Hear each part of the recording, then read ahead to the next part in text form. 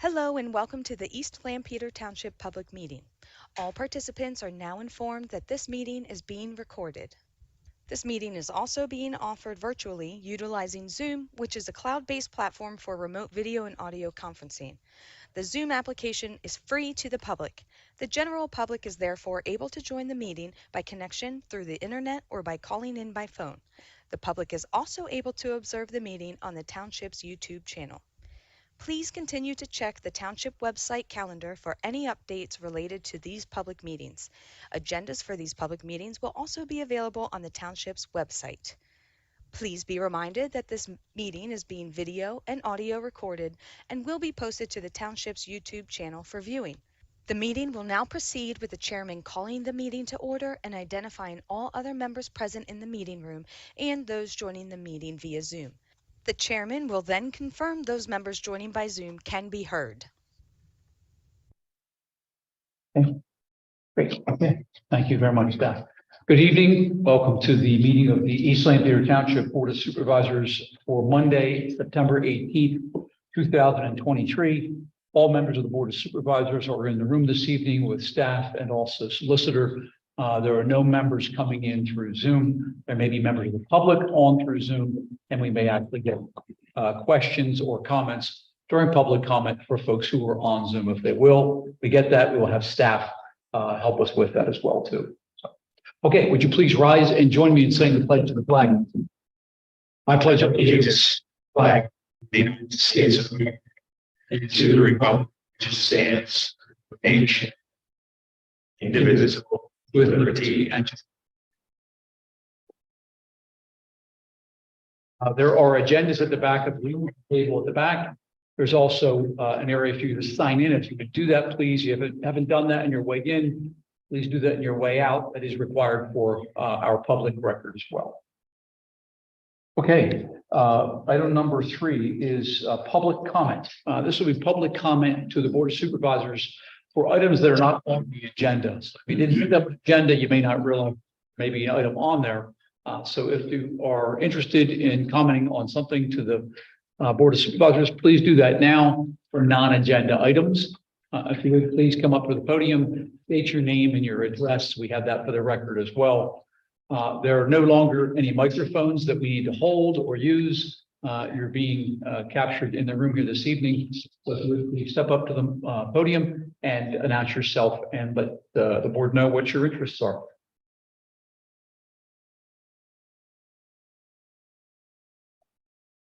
Good evening, everyone. Evening.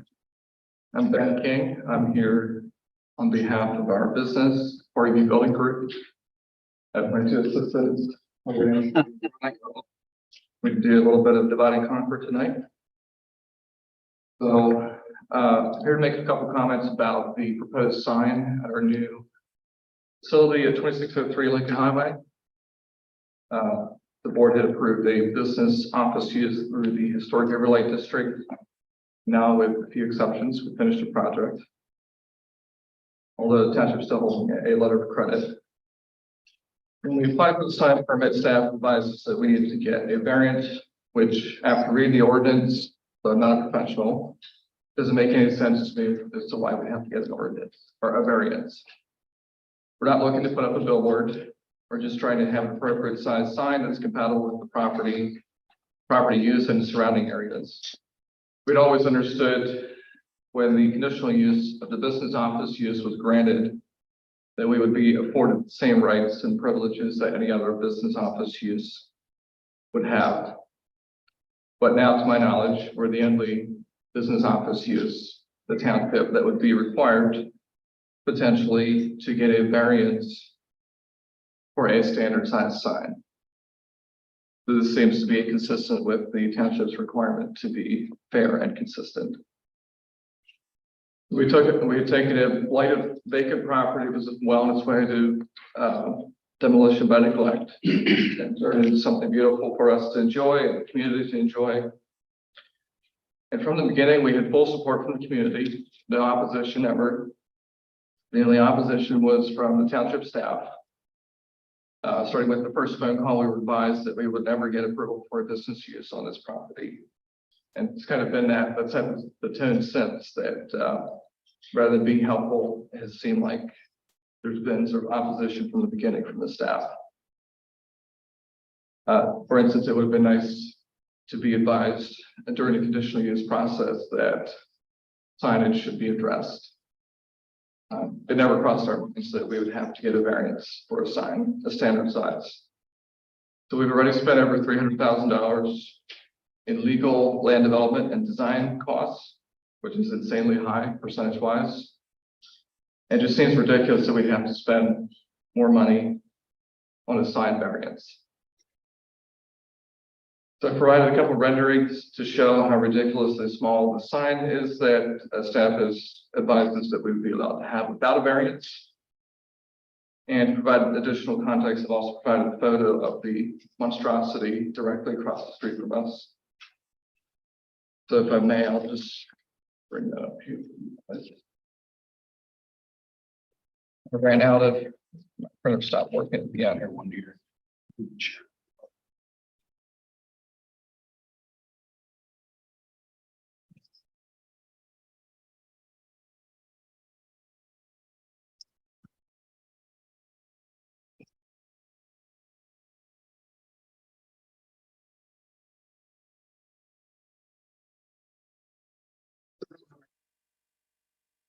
Just asking the board to advise on next steps. Should we apply for conditional use permit? Can the board approve this as part of the land development permit? Or should we apply for a variance? So Diana, I see two images here, the top versus the bottom. And I'm assuming what you're showing us is two versions of this, of a sign, two sizes. And the top is what you're saying you would be able to put in if you didn't go seek a variance. The bottom version is what you'd like to put in if you went before the zoning hearing board and sought the variance. Yes. So the bigger one is about 72 square feet. The business office used allowed for 80 square feet without a variance, I believe.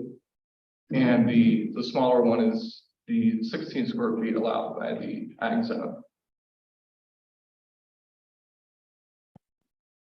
And that 16 square foot, just to be clear, is allowed per the ag zone.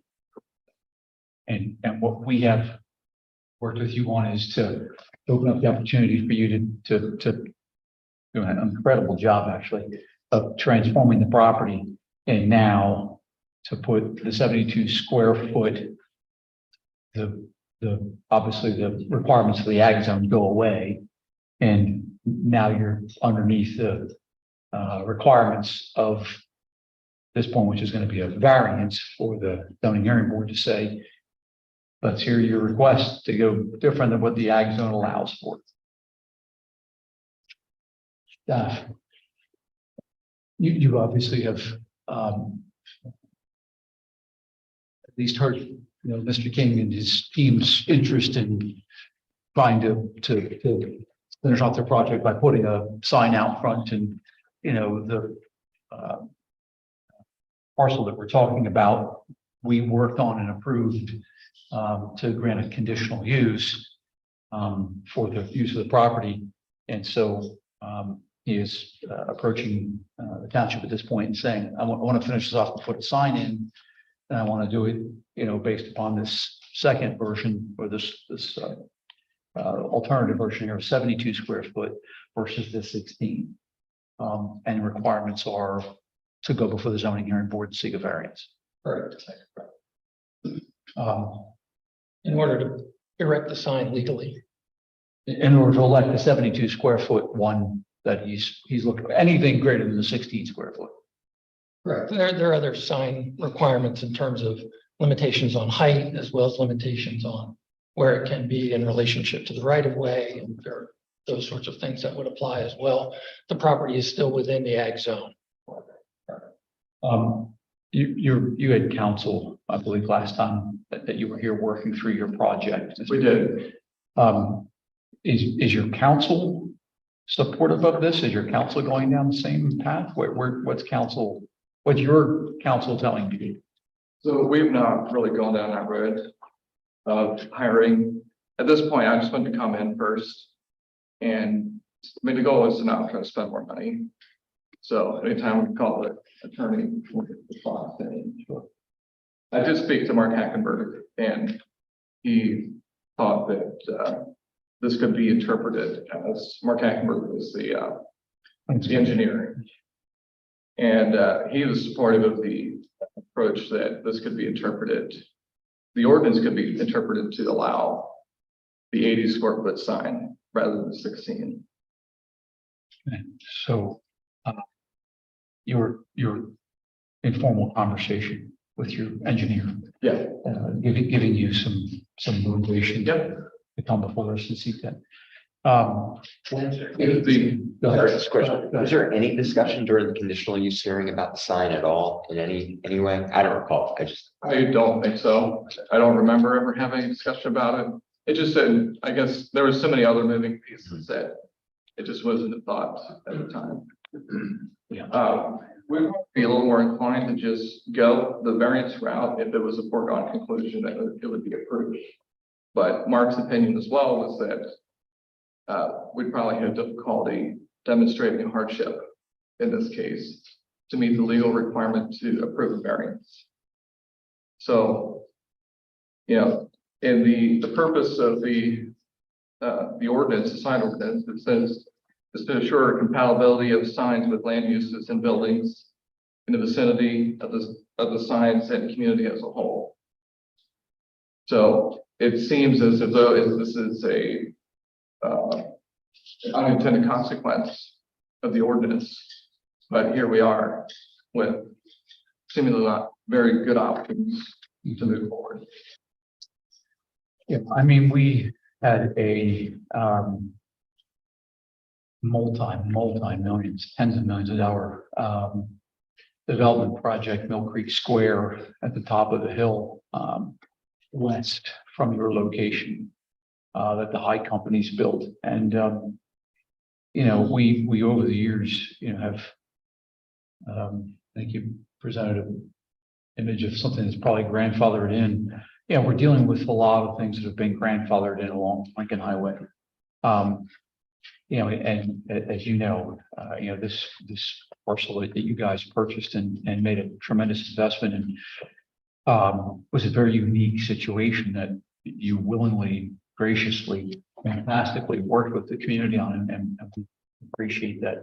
But those sign issues are certainly an item that this board and previous boards have tried to get our hands around and try to put in place some standards. And to that Mill Creek, you know, location, you know, the developer wanted to do something far larger, but based upon our ordinance, you know, they had to really get creative in the way that they worked with that. So, so your help on this was like. So as you know, I mean, you gave a conditional use approval of the use property. I did double check staff and I did check my notes, the decision in the plan. There was no indication of a sign at all in the application that was before you previously.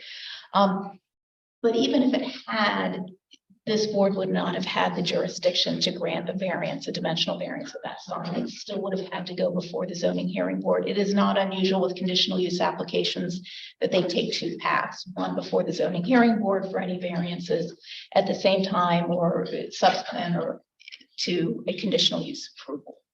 So certainly that is something, in my opinion, that has to go before the zoning hearing board. I don't think you have the ability to grant relief, even though this is in the historic resource overlay district. Just one question to staff. We are looking to put a sign potentially east of this location as a landmark sign for the Lincoln Highway East. My understanding that we would, depending on where it is, we might also need to go in front of the zoning hearing board. Is that correct? Yes. Sounds ridiculous, but. I have a question. So in the historic resource overlay district, which is how this application has been done, does in the definitions does talk about signs as something that the board can address. That's on page 29. How does the board interpret that? Again, I don't think it changes the, I mean, that is a definition section as opposed to section 21050, which deals with the actual district.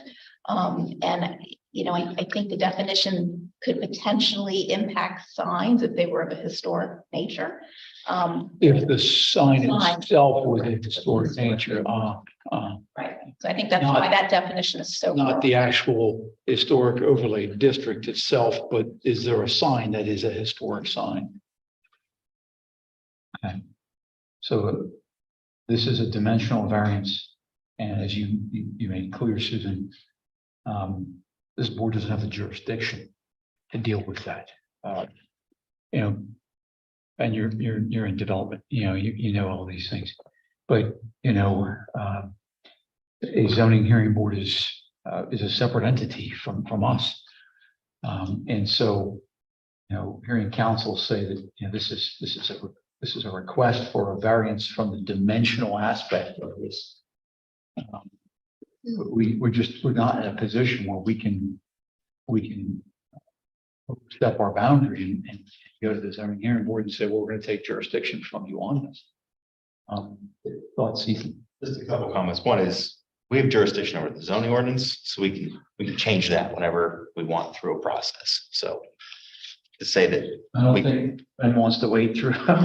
he wants to go through any of our processes to get here. Overall, my concern is what we have is Mr. King has followed the rules really, really well. And unfortunately, any other business owner who's watched him go through this process, they're looking at it going, I don't want to follow the rules or go through the process in East Lampeter the way he did.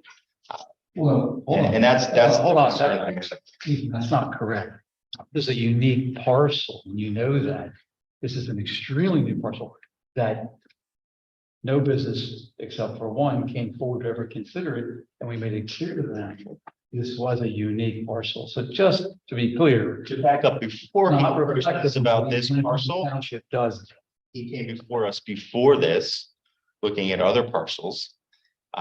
As was looking at expanding the definition of farm support businesses, because the idea is there are farms that are going under a can't survive unless you're operating a business primarily as the use.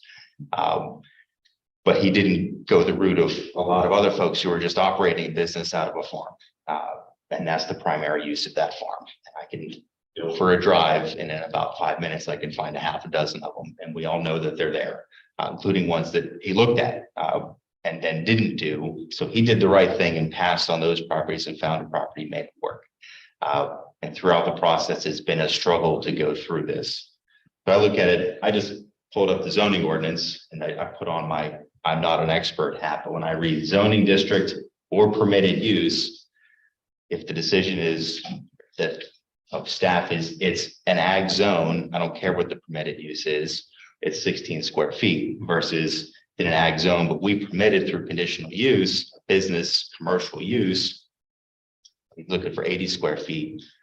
I think that's a reasonable interpretation, whereas everywhere else in our commercial districts, people complain 80 square feet is way too small, which is why anyone who's got an old sign is trying to make sure that 51% of it stays alive as long as possible, because they don't want to give up that extra signage space. So we're trying to help the main folks get their signs down in size, and he's saying, I just want a sign like everyone else doesn't want, that's too small. So I think it's worth clarifying our ordinance, because when I read it, I could read it both ways as, hey, and when I look at the conditional use, we approved a business conditional use in that ag zone for that parcel. So could you please, Mr. Demings asked for clarification of our zoning ordinance. Could you please clarify, Susan, what does the zoning ordinance say about the dimensional use variance request? And what is the conditional use approval that we put in place? What did we approve for review building group? You approved the business office use as a principal use and a contractor storage lot as an accessory use. That was it. There were no other deviations from the zoning ordinance that were presented as part of that location. So that, unfortunately, sometimes that's flagged early by the engineer or the lawyer representing the applicant, recognizing that it's going to be a two-step process, both needing zoning relief and needing the conditional use. But your process, as it's set forth in your zoning relief, is limited to approval of the use. They could have needed 20 variances, setbacks, parking, other items. Again, that would not have been something that would have been part of your conditional use hearing. Okay. Questions? If that did, obviously, for legal advice is it must go to the zoning hearing board. Is there a position for the board to present anything at that meeting? Is there a way you're saying for the board's viewpoints, the board's Yes. expectations to be presented to the zoning hearing board? Absolutely. Position that Absolutely. And I would hope that we would, that would be, we would do that.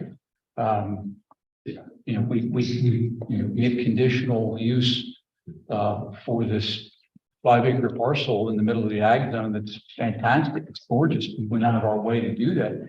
As did Mr. King and his team, we worked extremely hard to make sure that this did happen.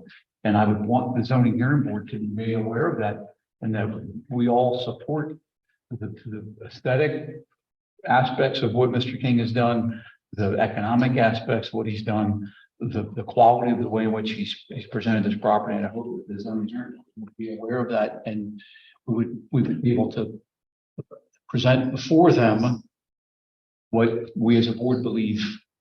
I almost think it should be in an official communication of some kind. I totally appreciate what you've done and what you've been able to do.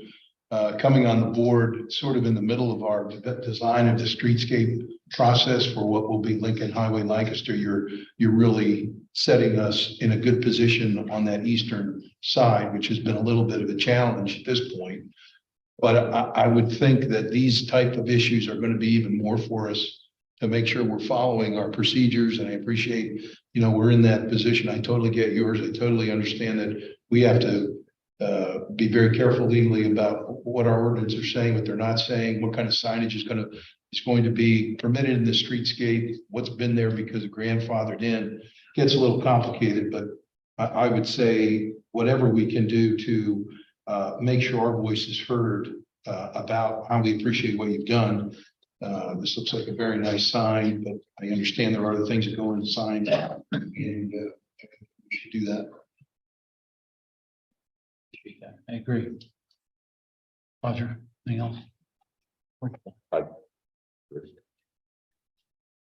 Can we officially give our word to the zoning board? Yeah, the township is party to every zoning hearing that's held. So if the board wants to take a position on any particular application, you absolutely can do that. And that would be communicated during the zoning hearing process. I mean, I would want, I'll speak on behalf of myself, but as the chair, I think the board would agree.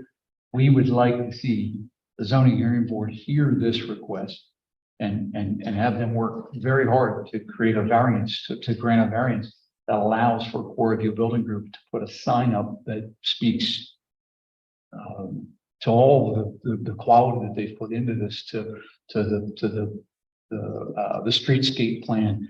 So what I consider to be a gateway, truly this is becoming a gateway feature for the eastern end of our township, our municipality. So I would want the zoning hearing board to know that I personally think that we ought to be working very hard to help him develop and design the sign he wants for out front there. Sure, there are other requirements in the ordinance like maximum setback and height. I'm assuming we would all be in agreement that we want to follow those same requirements. Business use. I think, once again, let me take off my hat for. Well, are you looking for a motion? Are you looking for a motion? I would recommend that you wait until an application. Okay. That's fine. I understand, but he was looking for that. Okay. But I think we also have to look after the health and safety of the public as well. So yes, aspects of the ordinance certainly require that too. So, okay. Hang on. Thank you, Ben. Appreciate it. Thank you. Okay, anyone else for public comment? Agenda item. Okay, hearing none, we're going to move on. Thank you very much. Item number 4 is our consent agenda. Ralph, you had pointed out to me at the beginning that 10B can come off. Is that correct? Yes, I was informed earlier today. 10B will come off. And thank you. Okay, so under our consent agenda, we have approval of the September 18th, 2023 Board of Supervisors meeting agenda as per the edit I just made, removing 10B. Approval of the minutes of the Monday, August 21st, 2023 regular meeting of the Board of Supervisors. Item number 4C, approval to pay invoice from all funds for a total of $608,154.29. Of that, there are several items of note. $66,325.48 for fire company contributions for the third quarter. We have 4 fire companies in the township. The taxpayers put into that each quarter a total of $16,581.37 to each fire company. $63,572.50 to Morgan Stanley for pension plan contributions. $62,604.51 to Alpha Space Control for roadway line painting. $28,000 to LEMSA as part of the 2023 contributions. Above, see, $24,240 to 4 ward planning for housing study. Okay, those are the items for the consent agenda. What's your pleasure? Make a motion to approve the consent agenda. Second. A motion by Corey, second by Mike. Questions, concerns? Hearing none, those in favor? Aye. Those opposed? Okay, the motion carries. Thank you. Item number 5 is Bob May, the Executive Director of LEMSA, the Lancaster Emergency Management. Come up, Bob. You got it, Bob. Thank you. Thank you for your time this evening. I want to be respectful of your time. We'll keep this to about 10 minutes. I'll quickly go through the graphical material that is going to be up on the board here. The cover letter is our request. It's the same amount as we asked for 2023. The next page is fast. Just keep it in there. You can start with that. All pretty forward. Next page. This is 2022 and 2021 comparison of the nature of 911s and the only anomaly I see, and maybe that's not the right word, but the only standout compared to the other 20 municipalities that we cover is Big Whack. It's number 4 for 2022 for East Lampeder Township. We typically see that in about the 8 or 9. So you're saying we've moved up from 8th or 9th to number 4. Well, compared to other municipalities. We're the top 4 for 2022 for vehicle accidents, but you have a lot of roadways. Yeah. And that's not a editorial on anything. It's just an observation. The next page. So the top right of the board, we are the highest acuity or the most severe calls, and that's about 54% average across the board for the last 4 years for East Lampeder Township. And that is in line with the other municipalities except for Colerain and Fulton Township. We see a higher acuity or more severity in the 60%. But 50 to 52% is what we're seeing across the board within our municipalities that we cover. And then to scroll up just a little bit, you see a 20 from 2006 through last year call line using ones in East Lampeder Township. Next page is a comparison between time of day for 2022 and 2021. 11 o'clock is for 2022 is the highest density of calls in East Lampeder Township. And the following page is the same information distributed by the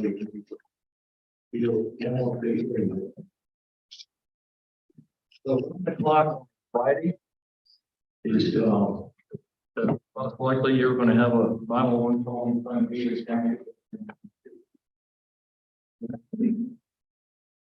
This impairment, the palliative, who the insurance is for the patients, 911 in East Line Peter Township. And for East Line Peter Township, Medicare and Medicaid, the entitlements is about 75% of all of their patients. What that means to us as an EMS provider is we don't get paid. It's different between Medicaid and Medicare, but it falls short of what our fixed cost is, which is $550. That's per call. That's what it costs us to open up that bay door and pull that truck out. It's $550. Medicaid, Medicare falls short of that cost, that fixed cost to respond. We collect 37 cents on every dollar that we bill in East Line Peter Township.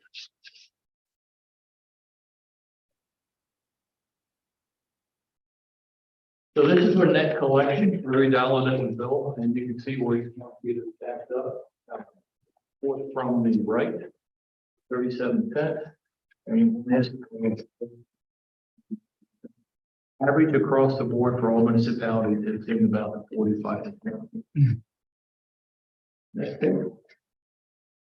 This is we send out subscriptions or memberships, and this is where it's not the township, right? 16.2% returns for 2023 this year. We may get some residuals for the remainder of this year, but it's not going to change. So Corian's response to the 71% fund. It is, but if we send out 300, I guess like 170 some back, or actually a little bit more than that. So it is an exceptional return, but I think it's an outlier. Does Coleraine Township give you a contribution? They do 1,500. 1,500. 1500. I was just down there last week and they asked me to put a dedicated in that township. Just for that township. I don't think there's I don't think there's a full understanding. We spent almost an hour having a very good discussion last week when I was down there.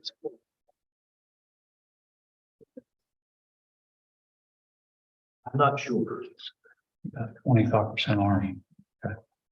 And then the last page is, this gives you the support for 2022, 2021 by municipality, the total calls for 2022 and the utilization. So 11% of your residents and people transitioning through the township acquired EMS 2022. And you can see how you stack up. The city of Lancaster is 18%, so you're at 11%. So, and West Line Peter Township is 12%. That's probably skewed a little bit because of Willow Valley. And then your contribution per resident is 37 cents. I'm sorry, the net is 37 cents, as we discussed earlier. Per resident, it's 3.25.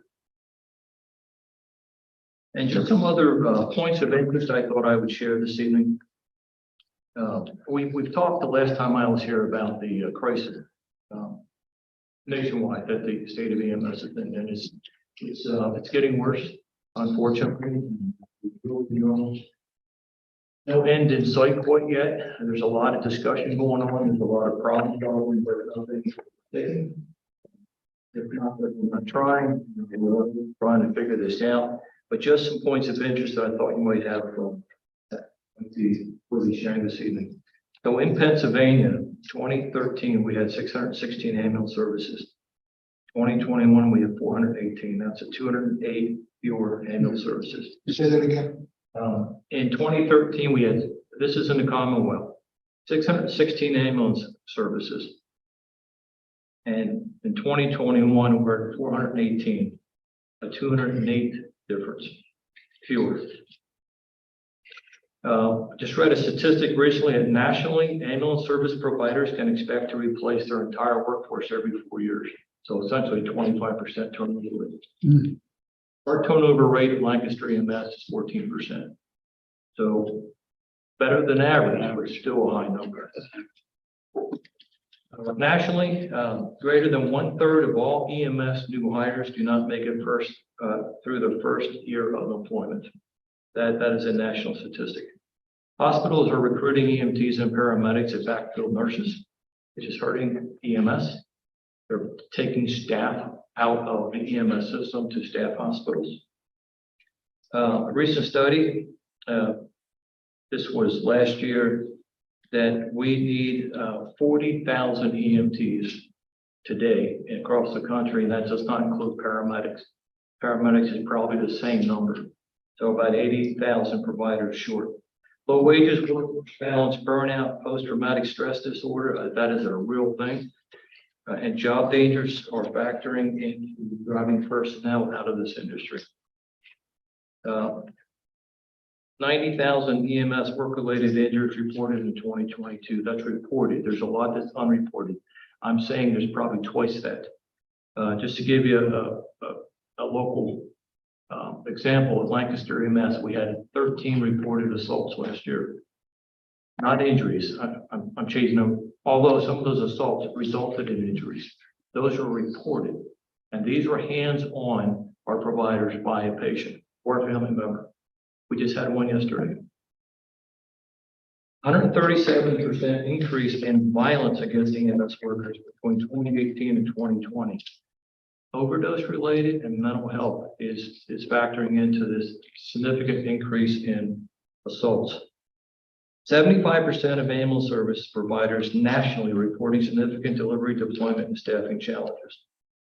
Ambulance, getting a new ambulance. We are down 4 ambulances. I shouldn't say we're down. We turn over our trucks when they get to a certain mileage. We have 4 in the queue that we just can't get. It'll be another 2 years. It's a serious problem across the country with getting ambulances. So we are rehabbing old trucks to keep on the road. In the Commonwealth, 60% of all 911 responses are not reimbursed to cover the cost of providing service. And their responses to such things as gas leaks, medical alarms, public services, fire standbys, water rescues. And when someone goes through high water and gets stuck, we get called out. When there's a heavy rain, we get a half a dozen, within a matter of 20 minutes.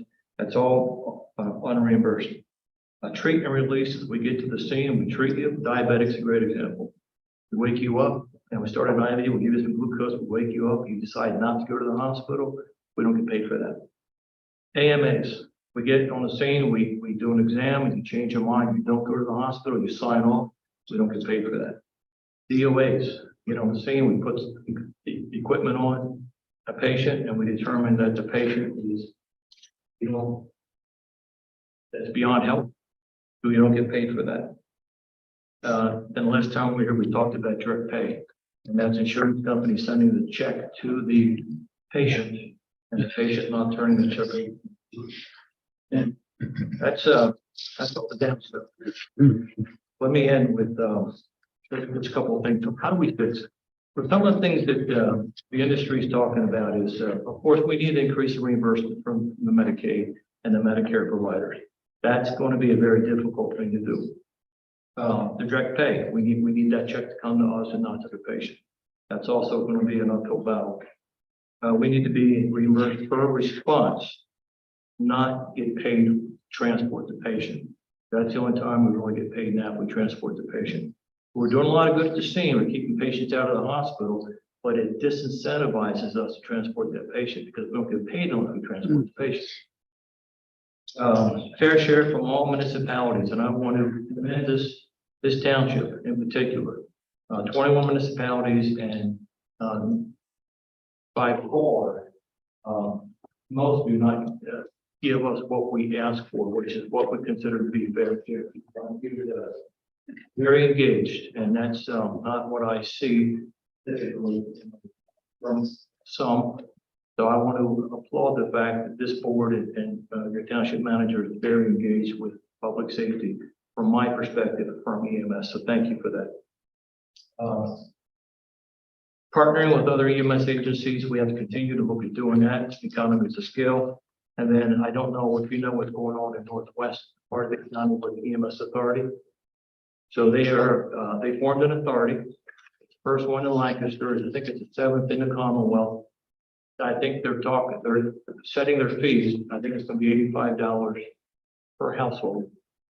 Their membership rate for the family.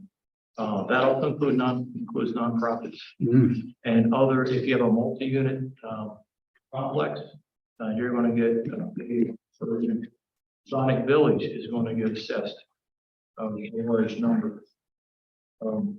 So that goes into Northwest EMS as a annual service, goes out of service at the end of the year, and the authority starts January 1st. A lot of people are watching this. They had 12 initially verbally interested, 12 municipalities. They're down to 7. So some are on the fence today. I know there's 2 on the fence. They were down to 5, but as of right now, they have 7 committed. 5 decided to not do this. And I think the 28th of this month is their public hearing, and the math suggests they need 10,000 people to show up to say, we don't want this. And they don't expect that to happen. So the authority should pass. That's always good information. Thank you for your service. Yes. Thank you. Yeah, Bob, thank you very much. Always appreciate hearing it and the positives more than you. Thank you, Bob. Appreciate that. All right. Thank you. See you soon. Okay. Item number 6, pension plan investments presentation, Morgan Stanley. On Howard. Good to see you. Good to see you. Gonna thrill all these people here by telling them that there is no big recession coming. Right? Thank you.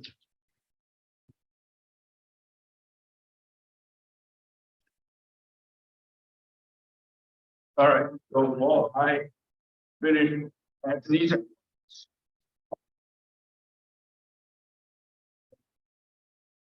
So, what's happened in the world in the last 12 months?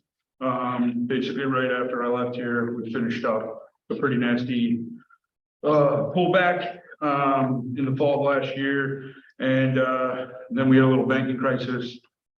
Was very interesting, and if you go to page 5, you'll see we're up 10% year to date, which is rising up.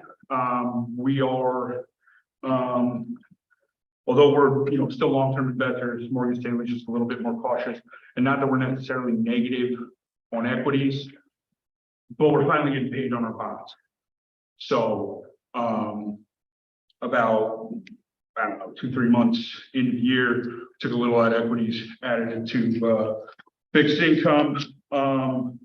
And yeah, we're up 10% year to date on page 5, and lease plan up 19.5 million. Since Morgan Stanley took over, it was 9 million in that plan. 3.3 million has come in between the state and the taxpayers. So which is still averaging over 7%, and our actuarial number 6.5 now.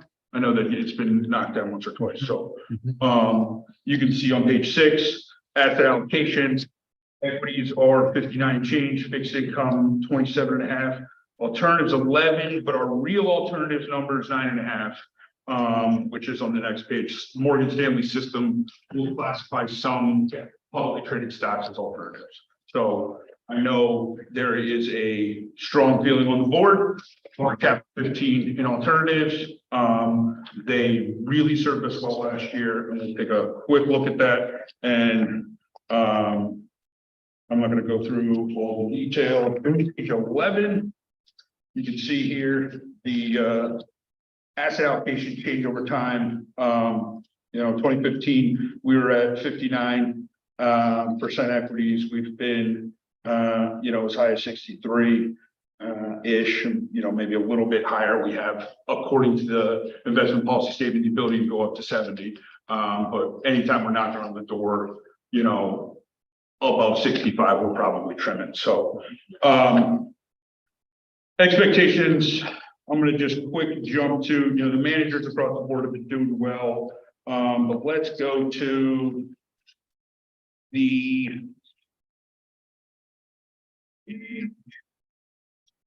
23. This is the, you know, this is the alternatives account, which just hold a little bit of cash, but last 3 years we're averaging 7%. And stack, you know, while these numbers aren't going to like the roll on fire, they're significantly better than fixed income over that time period. So the first time I was actually in here, you know, we followed the outhouse variance with talking about adding hedge funds to the pension, which was a shock to the associated of mine from the alternatives from Manhattan.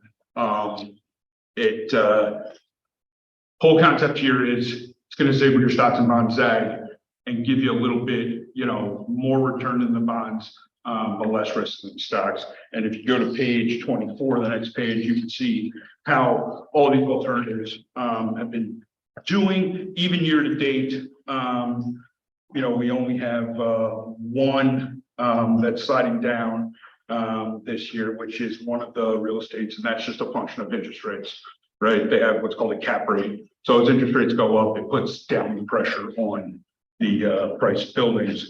But most of these things since inception are up, and, you know, the real estate's done quite well. And we've got, you know, a slight add into part of that cash is getting put to work here into another private equity investment. So, Howard, in 2024, yep. return percent gross fees annualized, are these our returns or are these the returns that these funds have done?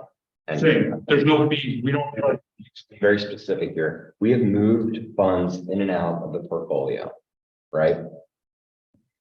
Correct. Yes. Okay. So for Bright CLS, if that fund was just put in this year and it's showing me 11% since inception, since 2018, is this the return of the fund? Yes, that's your position return in the account. Our position in the Yes, yes. So this is a position time weighted performance detail for your position, not the, you know, inception of that investment, you know, 20 years ago. It's the how long you held it in there. And sure. View on the markets, I think page 25, the stuff in bold, we're a little bit underweight equities.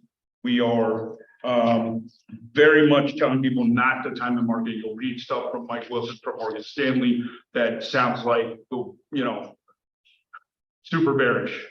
We're just a little underweight. Okay, so the headline grabs tend to be a little bit more pessimistic. You know, long term stocks are going to make money 7 times out of 10. So they're going to be the biggest driver of real returns to be able to give us what you guys need, so you don't need to put much money from the taxpayers in here.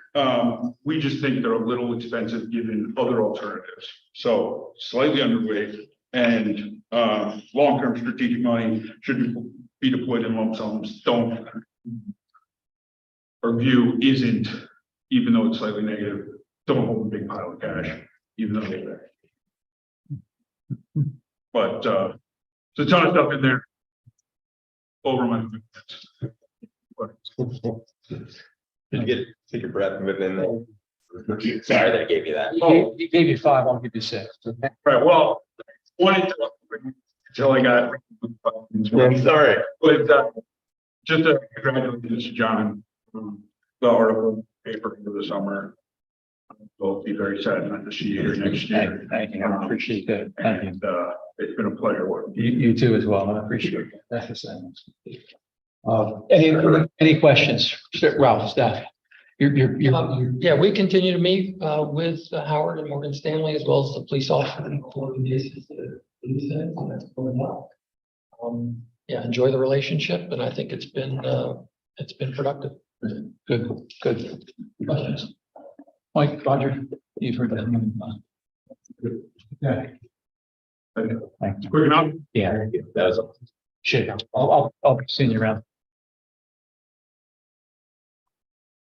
Okay, item number 7. We have a public hearing in reference to the nuisance hotel ordinance that this board has considered.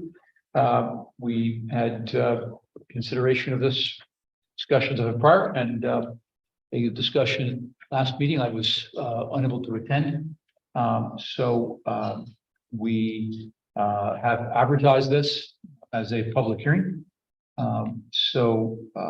We have any further conversation on behalf of the board, discussion on behalf of this board? We want to hear from the public. Any additional points, conversation, things that were brought up last time? I was going to say, do you have to open the public hearing? I can officially announce Yeah, it. yeah. Opening the public hearing, correct, thank you. Thoughts? Anything?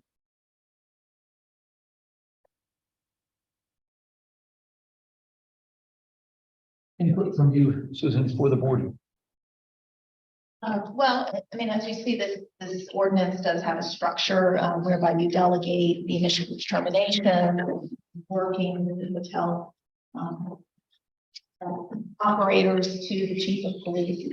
It's not a fairly written structure, but it does provide the chief with guidance.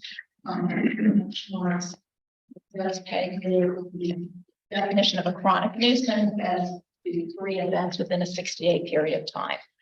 This was based off some models that we had received from other municipalities. And certainly it gives the township and police department certainly a framework to engage in dialogue and enforcement action if needed with the hoteliers. Thank you for summarizing. I appreciate that. Members of the public, been advertised. We had an extensive public meeting several weeks ago on this as well. This board and the previous board has discussed this before. Comments, questions before the board? If you want to just step up, if you would, state your name, if you would, and organization or address, if you would, please. My name is Robert Patterson. And my name is Tim Burkhardt. And that's Tim Burkhardt. Yes. Okay, great. Okay, go ahead. First, I'd like to start off thanking our development for showing solidarity tonight. More than half the percentage are either here or at on Zoom meeting. Basically, And Robert, where is that? What is your development? What do you? Pleasant Drop. Plus. Yeah. Okay, thank you guys. This is 3. Okay. So part of this, I was a big proponent of the 21st of moving this forward and presenting this to our supervisors with displeasure and putting our community at risk. There was some pushback by the hotels. I'm going to break down multiple different aspects with some research from the motel flooding event, the after action plan. All this is thrown into this because this is a public forum and we need some stance on this that our supervisors have let us down in the past. So let me just start off with this. I sounded alarm in East Lampeter residents with Mr. Burkhardt standing to my left, providing support details in August 2023 during a township meeting of documented concerns with the hotel about multiple nuisance incidences. We have been communicating with the hotel managers, township, and continued safety concerns are being exposed to our development with a lack of follow through by our elected officials, putting our almost 20 school-age children, development, elderly population at risk daily.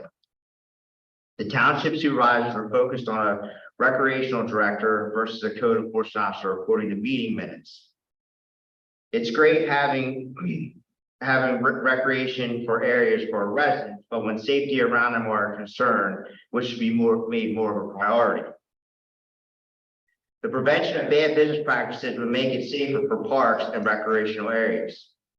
How would our township benefit for this priority position looking at the nuisance topics this evening? A code enforcement officer is a sworn or non-sworn inspector based off of a township final job description. It can be an officer or investigator employed by East Lampeter who possesses specialized training, again, specialized training, and whose primary duties are prevention, detection, investigation, and enforcement of violations of laws regarding public nuisance. Let me reread that again. Primary duties are prevention, detection, investigation, and enforcement of violations of laws regarding public nuisance. And I think that's the reason we're sitting here today. This position would work in conjunction with our township, EMA, police department, fire department, local EMS agencies develop plans to better prepare our township for major events that did not happen on July 15, 2022. The Lancaster County EMA report supports this position with their first action plan. The past practice by our executive government isn't assuring to our residents with specific hotel business model jeopardizing our safety and alarming 24%. Again, 24% of the 60 certified hotels. The continued practice of putting our township, guests, public safety, and tourists at greater risk with trending nuisance business at the current practice data that was presented last meeting. When preparing and reading this breakdown, my 7-year-old daughter, this happened to me, and why we put at risk by the hotel behind us. 7-year-old. I assure her this is why Dad is presenting this information to improve the safety of our development and protect anyone else from the nuisance hotel operations putting our township at risk. The time spent research putting this together came with cost, missing vital time with my daughter. The end result is being passed is priceless, knowing that it's one step making it safer for her to play and enjoy spending time outside with her friends, not worry about what is being done by the nuisance hotel. When communicating with our current government setup is playing the game kick the can. A concern with supporting information centered around current ordinance 280-2009. It's just kicked down to channel, zero resolutions, or just table. The residents deserve better. Looking back to 2022, that was supposed to be completed by a supervisor almost 2 years later. It's not fair to any township resident to protect their property from a business, out of pocket costs to secure their property, letting a business doesn't support the township mission, increased occupant risk to the resident and or business, public safety, guest scores, and continually table in order to provide the ability for a safer environment. The 76% that isn't a nuisance to the township residents, this proposal doesn't have an effect. It's the 24% out of the 60 hotels in the township. We need help to improve the safety of residents around hotels. The lack of oversight holding nuisance hotels has doubled our township police officer responses in less than 5 years. 24% of the 60 hotels fall under the nuisance criteria. We have yet to receive any data on what the burden stress has been on our fire department EMS responses. When questioned by hotel orders, the township was quick to present PD analysis, but failed to present the volunteer data. Taxpayers fund the police department, but the majority of donations fund the fire department, except for the budget line items each year. Lafayette Fire Company published the value of their volunteer hours would equal $263,952. Again, $263,952, with less than 10% of donations from our township. Still, our township is more worried about paying $60 for a street light for safety that raises over $90,000 a year when businesses that don't donate for their nuisance to the service.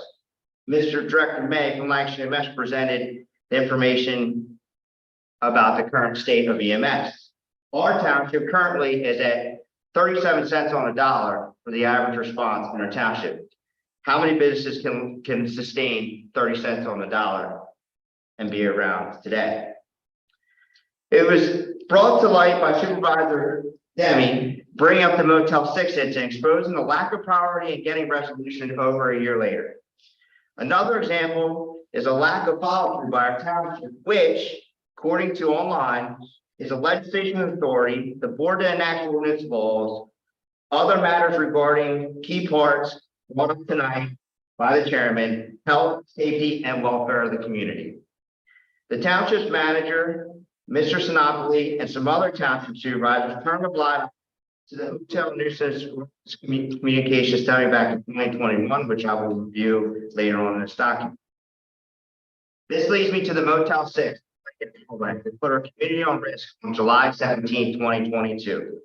The single incident required 20 government and non-governmental agencies, strippers of vital township resources, required surrounding safety resources, zero plan by the hotel owner, exposed or township is prepared for a major incident, finger pointing from the township to the county government level, cost per county resident, not just Lampeter, Lancaster County residents, $14,068.57. And we've yet to receive what it costs East Lampeter residents based off this incident. The countless hours by volunteer resources was clear violation of ordinance 280-009. Removed vital resources for hours, including our only hazmat resource that never got paid at $5,100. At no point was there any representation according to the after action plan from the administration of our municipality at the scene of this incident. So I'm going to review key parts of this after action. Mr. If I can just interrupt just a second. Yes. So just, as you said a whole lot, I just want to make sure you're supportive of a nuisance hotel ordinance or you're not supportive of it. We are supportive of the nuisance as a resident. Flag. Thank you. Exactly. Yeah. You kind of lost. We'll get that. So can we just, I mean, I know a lot of people when it's 5 to 9, so, Right. you know, I appreciate your speaking for them all, but if you can give me like 2 more minutes, if you can, just try to Okay. bring it together. So I Well, I appreciate just wanted to be factual. So, the decision made off of, because this is, Mr. Bauer, I've been a part of this from years ago and it turned a blind eye. So I want to make sure we're clear. It doesn't happen today. We're not here to accuse people. I'm not quite sure the blind eye you're talking about, but so you're in favor of the nuisance hotel ordinance. We are 100% in And you're favor. speaking on behalf of your neighbors who are supportive of it. Correct. That it That's continually. Perfect. If we can just, All right. So we're supporting why with the hotels, which I'll get to down here. Okay.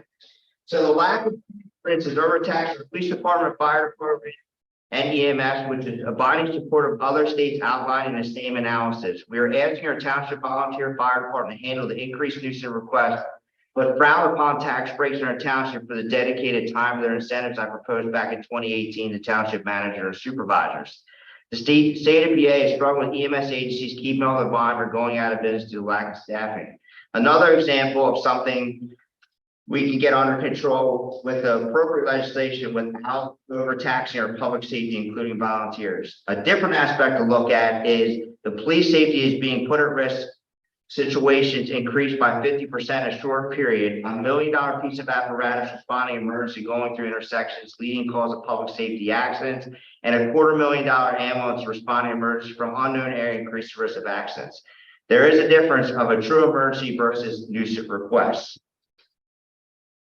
I have communication here. I will abide by that, but that was clearly you would have been a part of, Mr. Chairman, stating back to 2018 with the crisis in the fire and EMS service. if I can just, let me just summarize one other point I think you've made, and then I truly gotta wrap it up.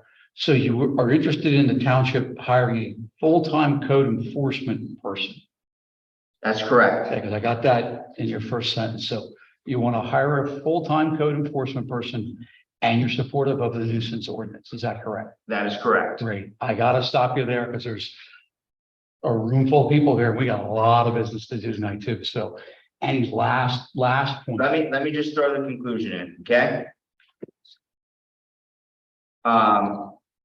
So this was all, you weren't here, Chairman, last meeting, but this was all developed around the pushback that the businesses put during the Zoom meeting. So we could try to rush this, but as a resident, the residents deserve the right to hear that we are struggling, and the lack of supervisor support in the past is why we're here 2 years later. You're a part of it. So I just need to know, you support the nuisance hotel ordinance.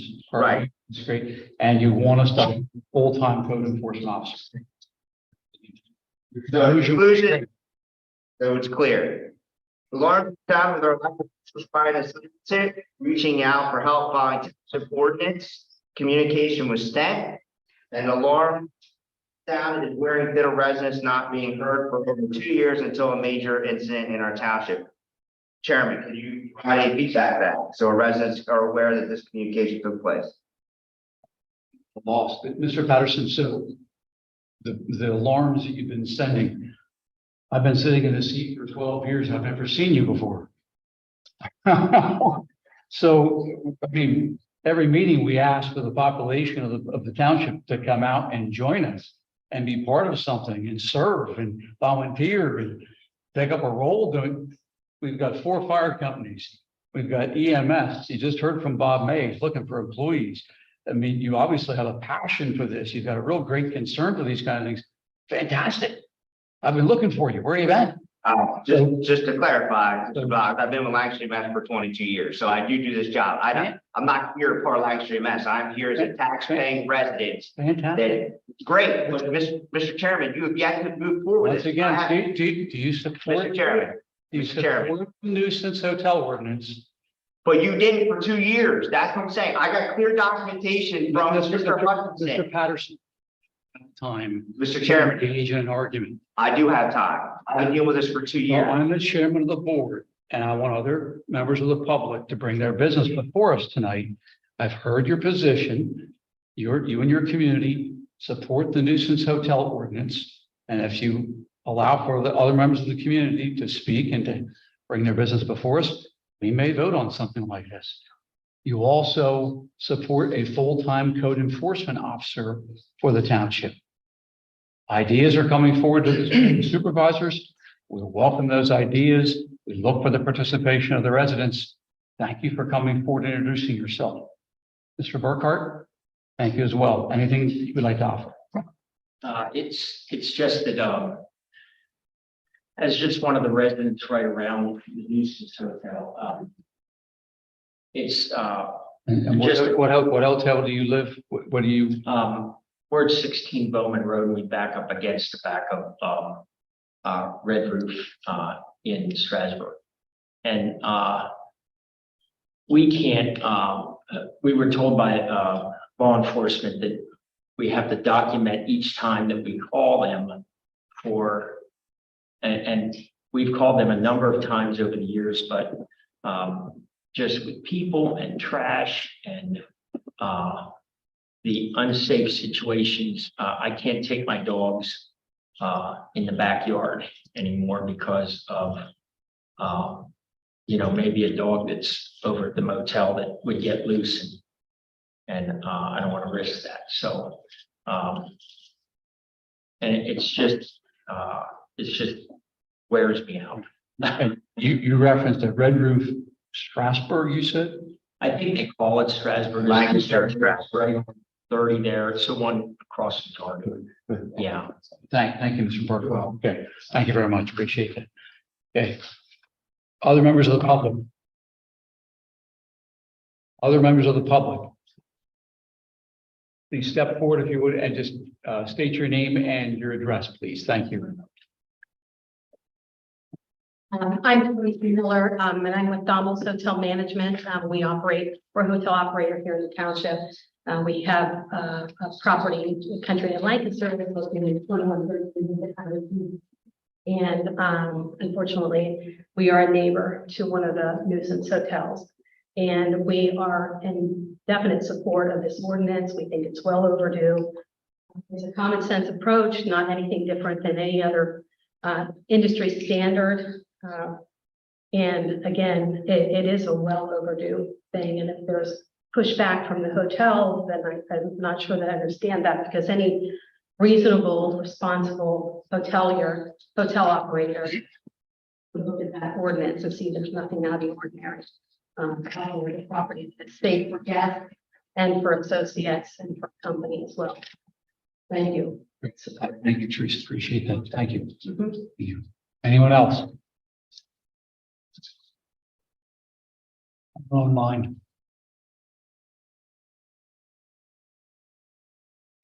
I'm in full support of it too. Sorry, your name again? Your name? Kevin Messer.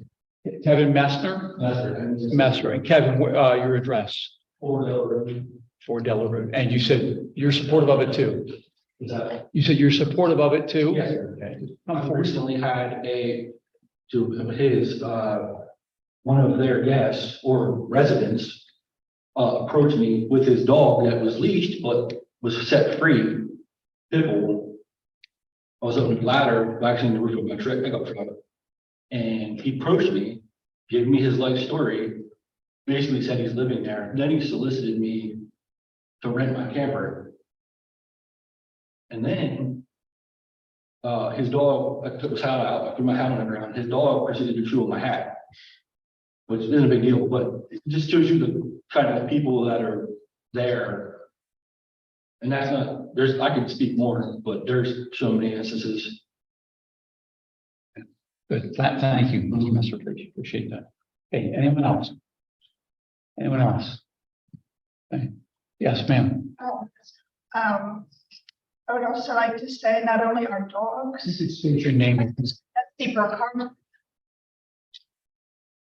Okay, go ahead, Mrs. Parker.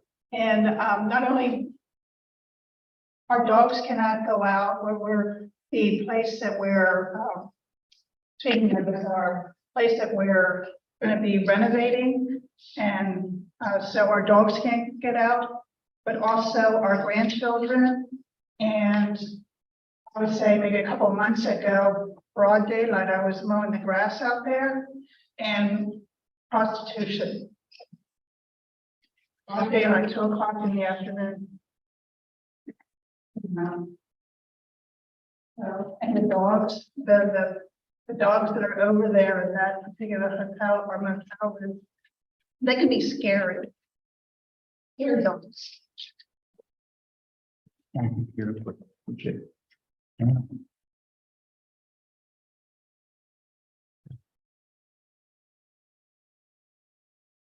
Motion to close the public hearing. Second? Second. Okay, motion by Corey, second by Roger. Those in favor? Aye. Those opposed? And motion carries. So hearing is closed. Four.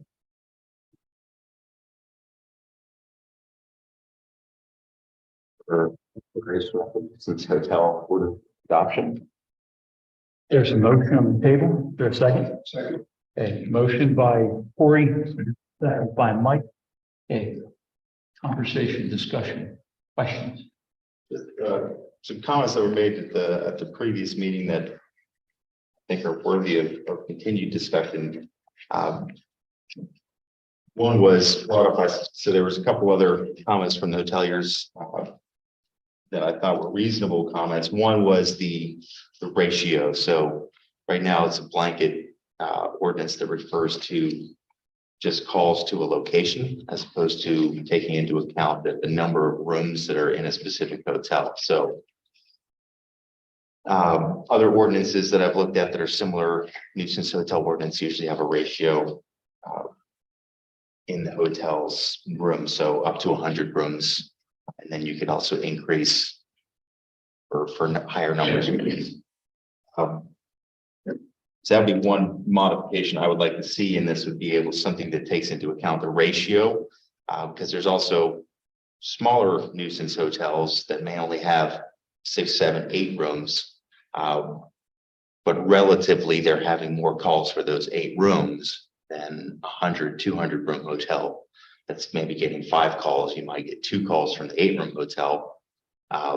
Which one is more of a nuisance? It's really so. I think that's a more fair way to approach the hotels, is to take into account the size of the hotel. The second one was the list of activities and behaviors. I know there was some comment, and I know the chief at the time was willing to look at, can we reduce that number or prioritize certain ones to make that trigger, to really focus on what are the impacts that are going to directly impact the neighbors. So endangerment, prostitution, human trafficking, drug-related, dangerous activity, dangerous animal violations. Those ones I think make the most sense that we should be focused on, is things that endanger the public, drug-related, prostitution-related, human trafficking, and animals. I would prioritize those. Failure to disperse might be one of, do we need that one in there? or disorderly conduct.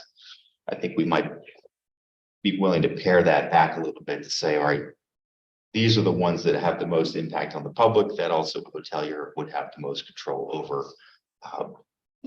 Dangerous animal violations could be handled with policy in a hotel rather than, and that could potentially be a solution to those ones, but failure to disperse is a little difficult for a hotel to enforce.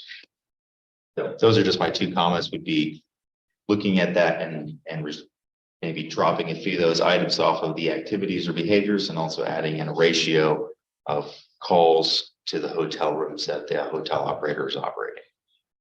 Just to comment, I think Ethan's points are good points, but I'd rather pass the current ordinance as it's written, learn a little bit from that, and then modify.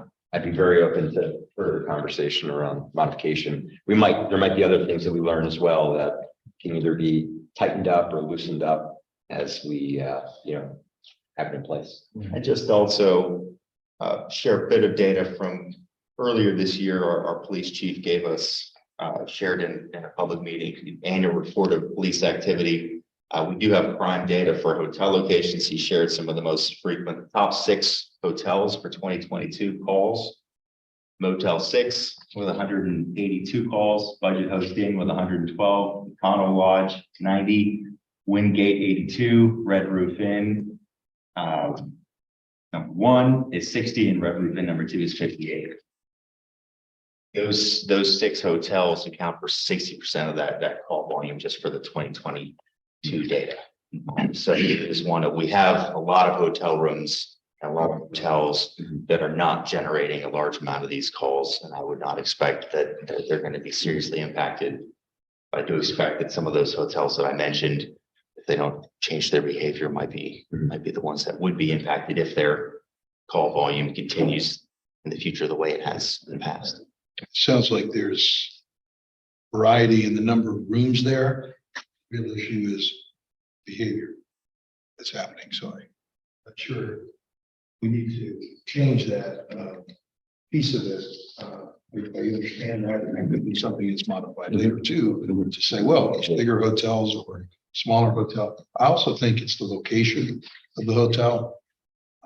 How parking is, how cars can approach them. That's only from talking to some police officers a little bit.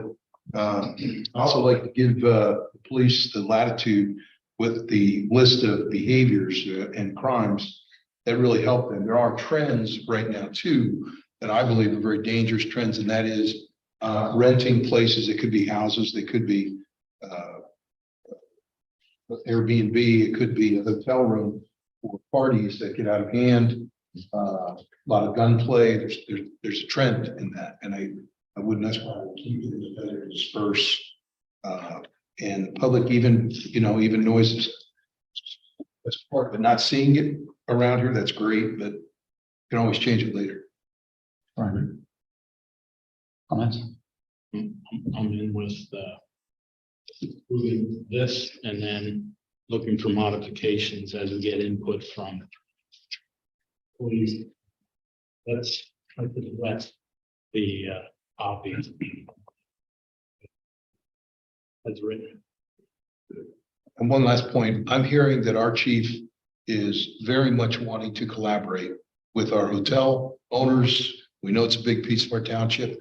We want them, like most of them are, run well, responsible people doing a good job. And then those that aren't may need help and they may not have the experience to do it.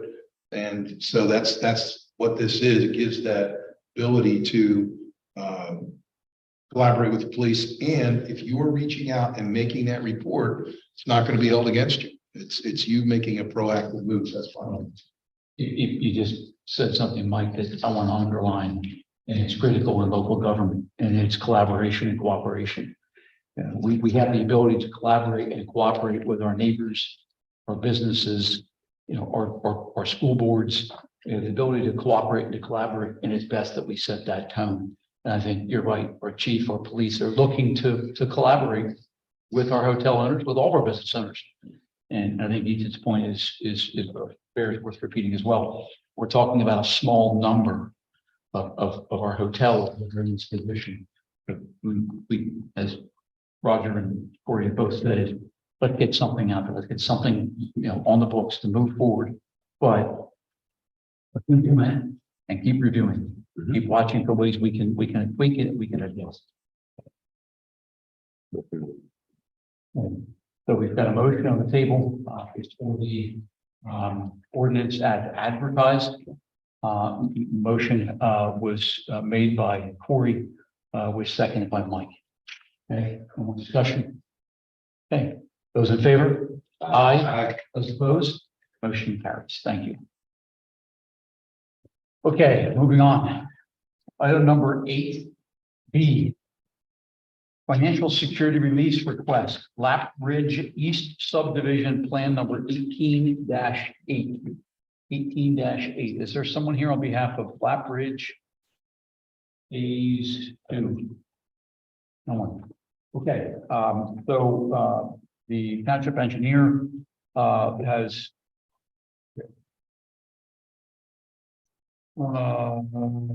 the full release. No. The township will continue to hold 15% maintenance security for the recently dedicated road. Correct, Ralph? That's separate. Security with the full release. Motion for Lap Ridge subdivision plan 18-8. Second. A motion by Corey, second by Roger. Any questions or concerns? Hearing no, those in favor? Aye.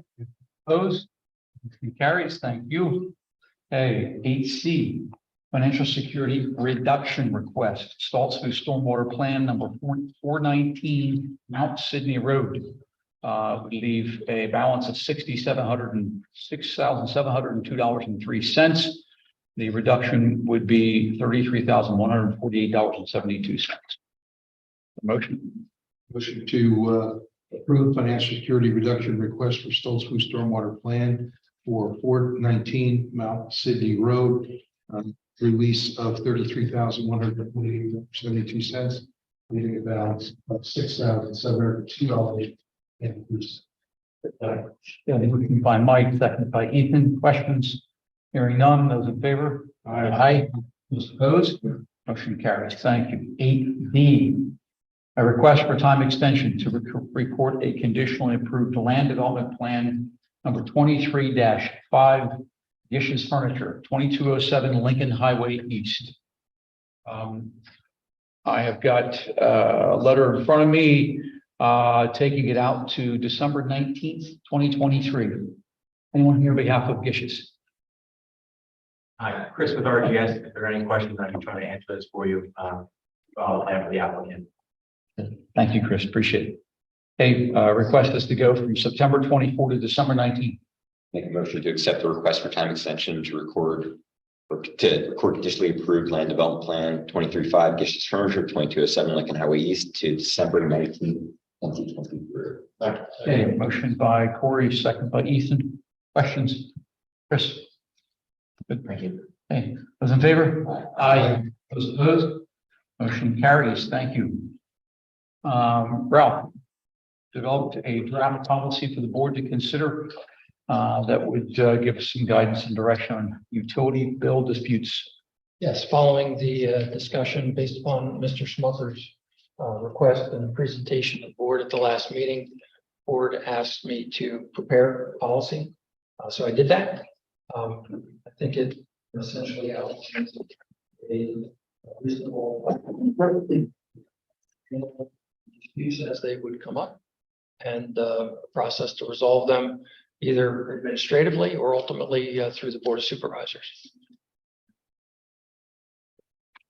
Board questions? Ralph, you used the stormwater fee billing as a template. It was one of the examples I looked at. It wasn't, Completely. it included some of what's in here, but I felt like having some additional detail as what's presented in here is better. So it is a little bit more detailed than what they have in the stormwater fee ordinance. I did have assistance with the solicitor as well. Thanks. Thoughts? I like the idea of just saying, once you pay your bill, you can't argue about it or change it. I think that's a bit onerous. I think we should have a look back period that is reasonable. I don't think we should just say if you pay your bill and you mail the check and then you realize, oh, I shouldn't have done that. You now have to file another, you have to pay more money to come and file and to sit before the board and argue your case. I think we should have a look back period that's reasonable. At the very minimum, if we have records, we know how long we're storing records for. Not like we can't look back at the records. So the minimum, it should be what our record storage is. And I think if the applicant can prove that we were overcharging for a period of time, then we should refund them the money. Mr. Chairman, yes, a possibility that I can take a look at the draft tonight or in the future, or you plan to act on it tonight? We certainly could act on it. Depends on what the board's interest is, John. I don't know. I haven't seen it. I was interested in reviewing. Yeah. I certainly don't have any issue. We can come up and we can take a look at it. Ralph, Mr. Demi's request or idea of a look back period, without the potential of someone discovering that, oh, I've paid too much and now I can't change it. We bill on a quarterly basis, so every 3 months those bills go out, and I think it's business practice anywhere that if you send an invoice to someone and they pay that bill or that invoice, means they've accepted the premise of that billing. And sure, if the board decides that you'd like to have some look back period available to all 6,000 of our customer accounts, we can do that. I do think there's an element of fairness to all the other customers on the system that should be considered as part of that evaluation. And I think, policy as it's drafted still has flexibility in it to allow for modifications depending upon circumstances as would be appropriate, determined either by staff at administrative level or by the board. I did present it as a draft, not as anything else. And as a draft too, I mean, the big one is it also restricts the board from being able to be retroactive beyond the first bill that was disputed. So it's one of, even if it's appealed to the board, it's saying we can't go beyond the first bill that was disputed. Mr. Chairman, if I could ask the board. Make a decision tonight. I'd like to review and make comments. Sure. I mean, we've gone this long without it. I certainly have no problem with that, John. So if you could offer your comments back to staff, John, email if you would. Thank you, John. Appreciate that. Okay, further comments? Mike? Okay, all right, we're gonna table it. Okay. Thank you, John. Appreciate your participation. Thank you, staff. Should they table the draft policy of the utility bill disputes? By Mike, second by Corey. Those in favor? Aye. Those opposed? Okay, motion carries. Thanks. 8F, a decision in reference to the Birmingham Family Inn sewer bill credit request.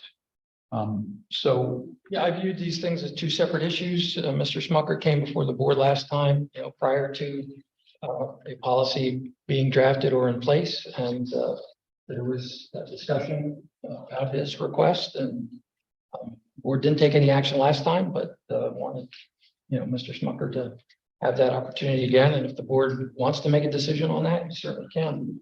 We did go through, I should say, Kevin I asked Kevin to look at the information that Mr. Smucker has provided and calculating what he saw as an appropriate credit to his account going back to 2001. That some of the information that Mr. Smucker presented as assumptions, because he didn't have all the information, we've corrected through Kevin's calculations as being more accurate in terms of what the actual quarterly charges were, and how many we charged during different quarters. So that was a little different from what Mr. Smucker. And so the amount that we calculated is somewhat less than what Mr. Smucker calculated. So from my perspective, if the board feels like a full credit back to 2001 is an appropriate response to the request, I would suggest using the calculation provided by Kevin as a more accurate reflection of what that credit might be. Sorry if you said it, was that discussed with Mr. Smucker, the recalculation? The amount, no, I don't believe Mr. Smucker has seen that. Per this calculation, our finance team, you're not, the remaining balance owed here is 93,3387. Is that what you're? Right. Since your last meeting, Mr. Smucker did submit a payment of $7,349.43, which would go, toward the balance on the account as well. The credit that Kevin calculated was $14,390. And so that would be applied, to that $9,300 amount. And so it leaves a balance outstanding of not quite $1,900. Okay. I think we should make this we should present this to Mr. Smucker. I think you should see this because it's our response. Your interest, Corey. Yeah, I mean, I think, yeah, see all the information. We'll make a motion. I think so too. That's my point. I think you should get a copy of this. And then I think you should get a copy of this, John. I appreciate that. Yeah. And then we'll decide how to proceed. So go ahead, but you're gonna say something, John. I just want to make a small correction to the minutes that I'm reading from the last meeting. That is, there may be a misconception that, as it's stated in here, public restrooms were installed for the pool as part of our last expansion, and that somehow route that message. That's not a correct statement. So we didn't add in other words, this says public restrooms were installed to essentially accommodate the swimmers who were hotel guests. The restrooms that were installed as part of our pool arrangement were part of the addition in 1979, which is a Lake Township piece of this property. Okay, so now we did install 2 small public restrooms in our lobby, which we added in 2000 as part of this expansion. But the pool restrooms were there for a long time before we went into this expansion. So I think perhaps some of what was being interpreted perhaps back in 2000, 2001, 2000, when we finished the project, may have been based on some mistaken information. Because if you were thinking that the pool restrooms were part of the new project, they weren't. They were already existing as part of another township. So I was just responding to the information that I saw in the minutes, which I felt was not completely correct. So you guys understand that the township line bisects this building. And so as we were trying to figure out which way the sewage is going to go, we decided that the whole new wing goes to East St. Peter Township, even though the township line is not considered to take into account full weight. But we just weren't going to put plumbing together, but the weight. Right.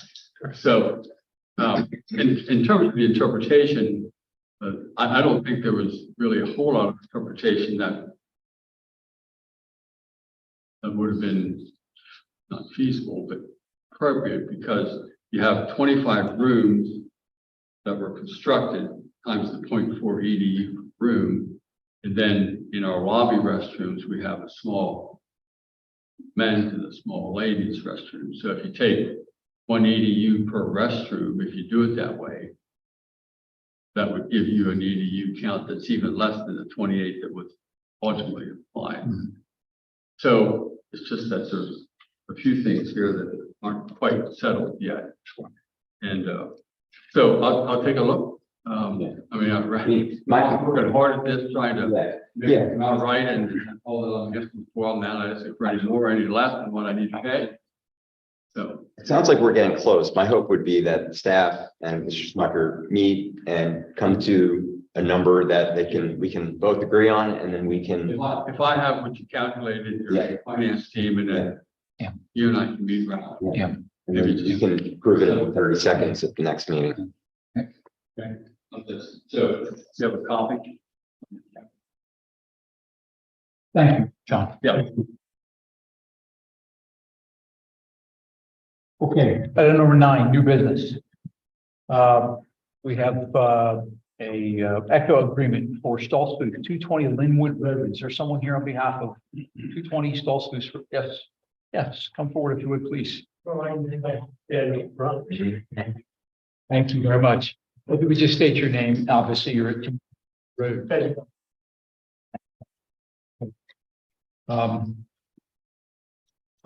So Ben, you're aware of what an Echo agreement entails and Pretty much, yeah, we have. With, yeah. okay, that one there before. Okay, good, good. Well, anything mention on this one? No, as Mr. Stolper said, that he's had this before and just renewing it with a slightly different arrangement, but very similar. Good, good. Okay. All right. I'll make a motion to approve the Echo agreement for Stolz Foods 220 Linwood Road. A motion by Corey, second by Ethan. Questions, concerns? Those in favor? Aye. And the motion carries. Get your Echo agreement. You bet. Thank you. 9B, Filer Stormwater Management Plan number 23-03 47 Parkman Bridge Road. In here on behalf of the board, please. Ken Roseland, Surveying and Engineering. You gentlemen want to see these plans or do you? Yeah, it's very easy stormwater. Yep. Even as a property of 47 Bridge Road. It's a very nice complex that he has there, sits back. All he's doing on his existing barn. Stormwater existing, we tried to get the water in that.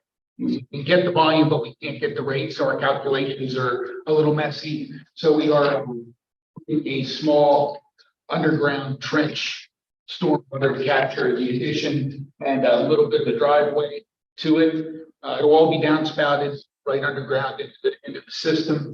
I just got DMAs here today. There were 4 comments. One had to do with some dwellings, Urban Bridge Road, that we wanted to call out the well and the septic. The O&M agreement was supplied during the submittal process. I wanted to say something to the solicitor about them looking that over. And there were 2 others tonight. I can't remember what they are. Nothing that is any earth shattering. It's more just house cleaning kind of thing. So we're this evening asking for your approval of the small stormwater plan with Stephen Myler at Bridge Road. Okay. Didn't provide the letter that was received. Oh, that was the new one that was hired. That's what. We did add the well septic.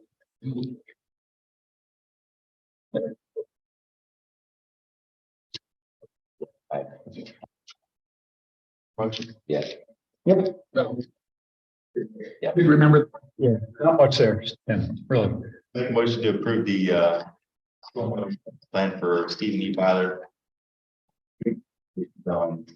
Letter dated August 31st, 2023 from David Miller Associates, and accepting the opinion of probable cost at $20,181.30. There's an updated letter, September 18th. Yeah. Yeah, it's a clean, one. Yep, there you go. Make a motion to approve the stormwater management plan based on the letter September 18th, 2023. And accepting the financial security at $20,181.30. On table. Second, Corey. Okay. Concerns, questions? Okay, those in favor? Aye. Those opposed? The motion carries. Thank you, John. Okay, moving on. C, Smoketown Airport Land Development, number 23-16, 311 Airport Drive, time extension for township review and requesting a 90-day. I don't have in there, what is the 90-day take us out to? It's not in the letter. We'll go from August 23rd, 90 days. Okay, Smoketown, request 90 days. Roger. Make a motion to approve the Smoketown Airport request for a 90-day time extension. The 90 days being counted from August 23rd, 2023. Okay, motion by Bob, second by Corey. Questions? Those in favor? Aye. Opposed? Motion carries. Thank you. 9D, MP Lancaster LLC, Rockville parcel number 4, land development plan 23-17, 2472 Lincoln Highway East. Is there someone here on behalf of this? Yes.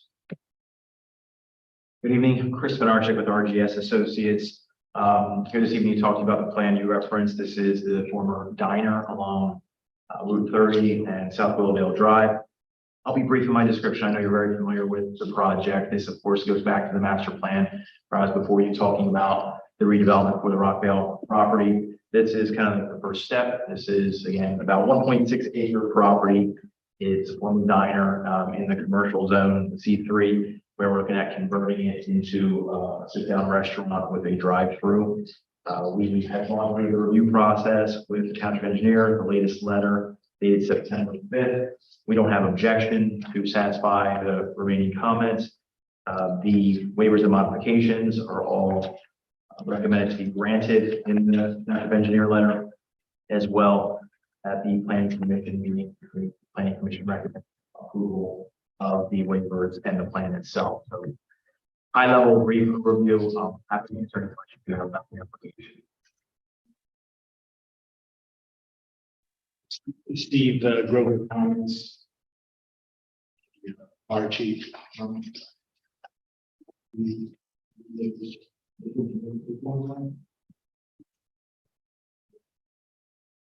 Bill, letter. It's an email September. Hopefully,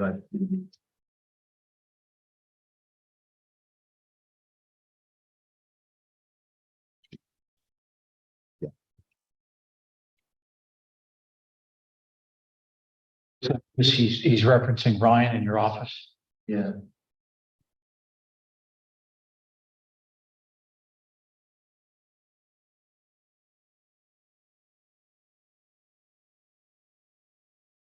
Reading this right, stating that with one entrance at the back of the property.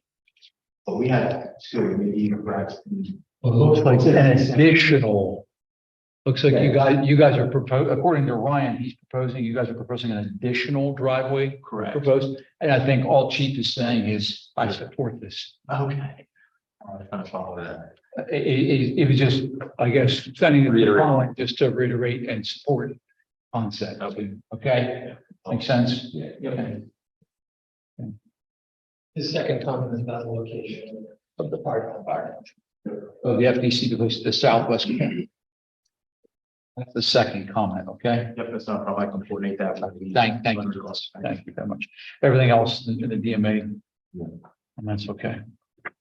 The other more recent thing, and I don't know if you've seen Grove Miller's. I did. Yep, so that was not a problem. I think it's what, as I read it, I've already coordinated with TPD, just providing information as it relates to, I guess, the underutilized shopping center and the whole property. So we suggest you include that as part of your action. The other thing that's in front of you related to this is the 125% of the required number of parking spaces limit. They're proposing more than that, and so that does require board action as well.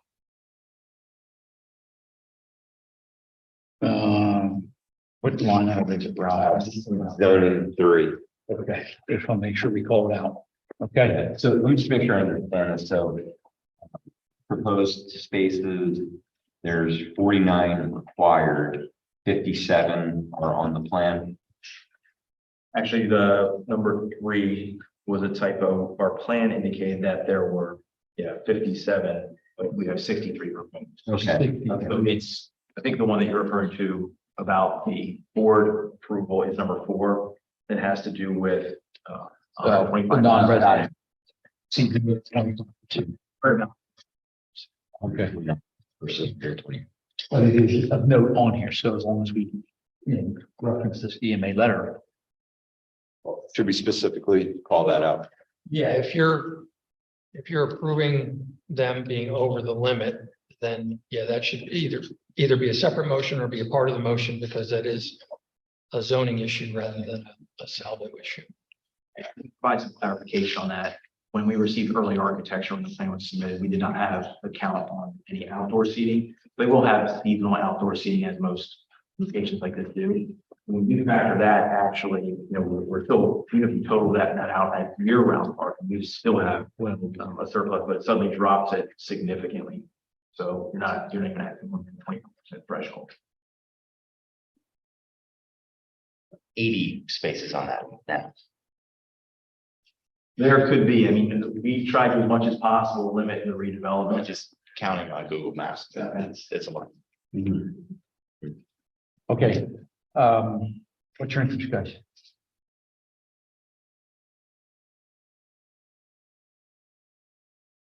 I'm motion to approve MP line for on 2 letters. First, Grove Miller letter dated September 14th, 2023. Keith Gribble's email dated September 8th, 2023.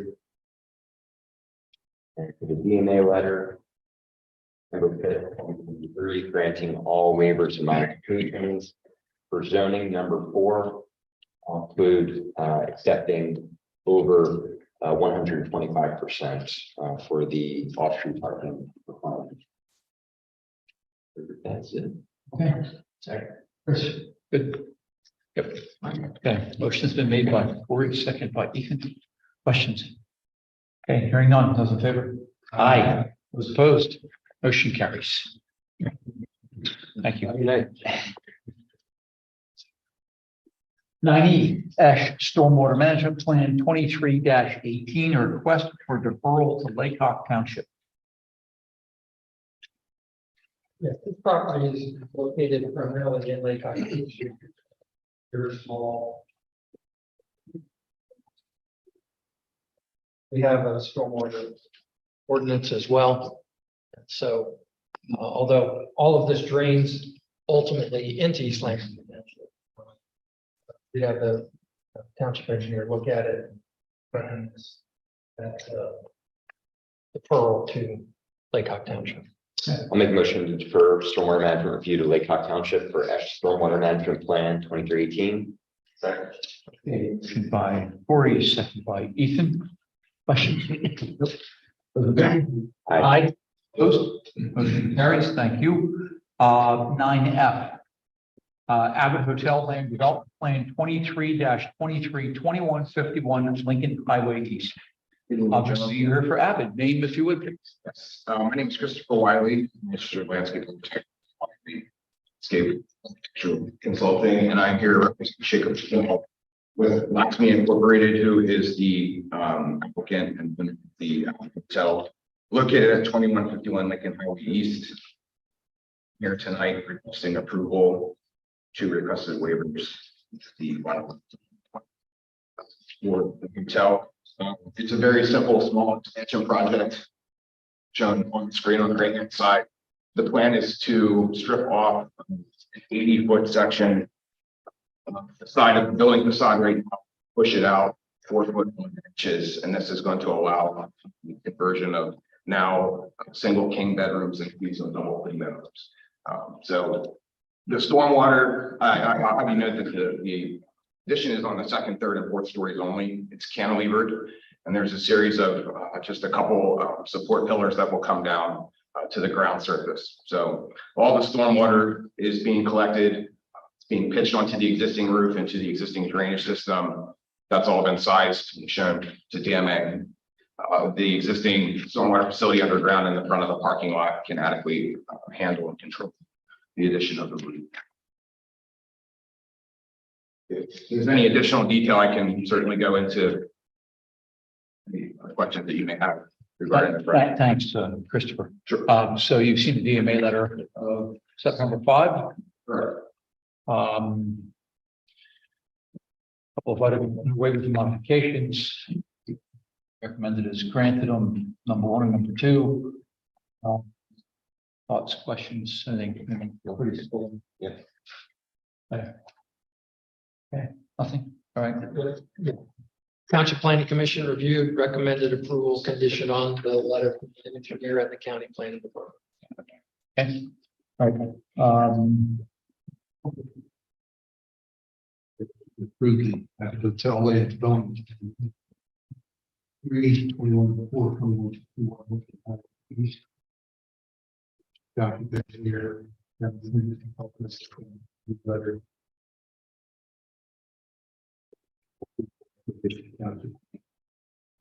For a second. Second. Okay, motion by Mike, second by Corey. Questions? Chris? Thank you. Hearing none, those in favor? Aye. Those opposed? Motion carries. Thank you very much. Appreciate it. Yes, good luck with the plan. Appreciate the updated flowers you guys planted out front. I saw your staff out there planting those and they stopped. Appreciate that. Number 10, 10A, action items. 10A, approved 2024 pension plans, minimum municipal obligation calculations. Yes, Act 205 requires that the board review and approve these calculations for the pension plans each year in September for the coming year.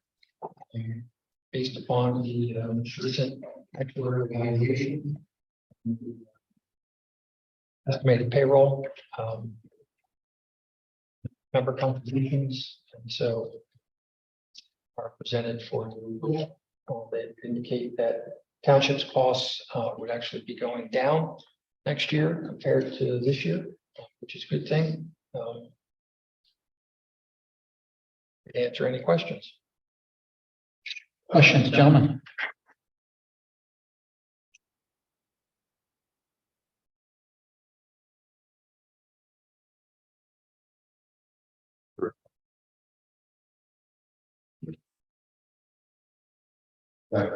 Okay, motion by Corey, second by Ethan.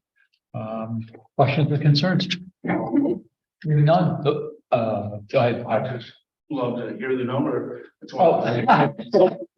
Wait here the whole game. You'd rather be watching. Exactly. I can tell. Yeah. Okay, so the final number for the you got two. At least you get this time. Got it? Okay. No comment, question, those in favor? Aye, opposed, motion carries. 10B was removed. 9 report. Ralph. Community survey. The community survey.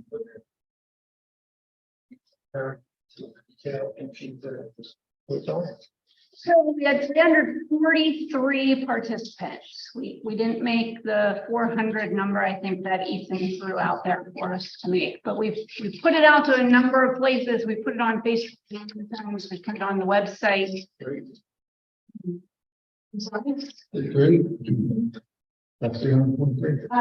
We have good representation in some of the questions and not so good representation in others. So expanding those in the future would be good. Overall, the ratings were that we're doing a good job. There are a couple of questions, such as transportation, where I think it would be important to bring those questions in and educate while we do that, so that people know which are state roads and which are township roads. I think it would also be good to do the same kind of thing with how to be more transparent. It was hoped that that could be done with more community events. And, you know, the township is one of just a handful that still uses Zoom and still puts out YouTube videos of our meetings. That a lot of the townships backed away from doing that, but yet our transparency numbers came back lower than 3.5. I think that there's a newsletter, we have a website, Facebook page, We record all of our meetings, we broadcast them out there. for Zoom and YouTube. Okay. Great. I think we could increase the links on our website to all of these things, so we have them, but having like, here's our Facebook page, here's the YouTube channel where you can watch those. Those are not readily accessible. That was probably common. Commission, Chris Scott, 903 Millport Road. I've sent multiple requests for information and zoning ordinances, and this is some of that transparency. The communication it goes to the township, but doesn't come back to the resident. So we're left standing out in the rain, so to speak. And that's what we don't want. You know, I spent a lot of money in East Lampeter. I take pride in my own. I've been here on other occasions. And to not get the respect, that equal respect. Sat here the entire meeting. It didn't go up for public comment at first. And it's very frustrating from the resident. Scott, I called you back the next day. I didn't get it. We talked on the phone. No, on Tuesday. We spoke on it. And you said you would talk to the township engineer and give me a call back. That was last week we spoke. And Colin got back to my email. I'm sending him an email even today. Ain't got anything like that. We'll have staff check on it just to make sure that we are in fact getting connectivity.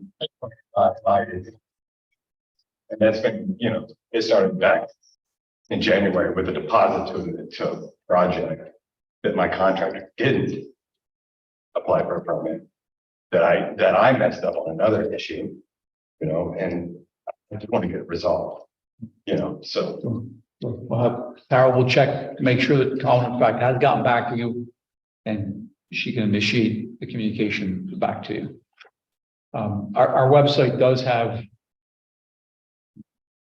all kinds of documents that are out there. So are you finding the zoning ordinance? You said you I'm not finding it specifically to what I need answered, and that's what I've sent questions on. all right. So not found the zoning ordinance, just not finding. I mean, there's law books, right? But like, if I have a question, I'm gonna ask a police officer, I'm gonna ask a, whomever it may be with regarding to that subject, right? And, my patio permit did not get issued, so I'm trying to get beyond to the next step so that I can get that completed. Okay, good. Thank you, Tara. Continue on, Tara. You were talking about. The other item is the services that the municipality provides for the taxes that it receives. And the fact that the tax bill that a resident gets isn't just a local tax. It was in compliance a number of times that they wish the township would reduce school district tax rates, which we have no control over. Jurisdiction. Right. So again, a little education and filtering out of which services in particular they don't feel being addressed. So if the board agrees with what they saw in the community survey, we'd like to narrow down those few questions and bring them to you as a draft to then put out, as well as a newsletter article that thanks everyone for participating and asking them to again participate in this drilled down version. So go ahead. So, a couple of questions come up as this is a baseline, obviously, first time doing this. So can we communicate to the public? We'll be doing this once a year. We'll be doing this to follow up, to build upon this, back to, is it Chris? Back to Chris's point, just looking for that feedback loop that says, okay, great, the organization that runs my, local government is continually reaching out and they're seeking ways to improve upon what they do. So, I think if we're going to share it with the public and say, hey, here's what we did, here's what you responded for or responded to, we're going to actually do this on an annual basis. Or I think there just needs to be an ongoing. If that's what the board chooses to do, that's what we'll tell them. Do you think a deeper dive into some of these questions makes sense? Answer your question, Jack. Sure, I just didn't want to. No, I'm just looking for someone else to say. I'm ready to make a motion there. Roger, you agree? Good. Excellent. Okay.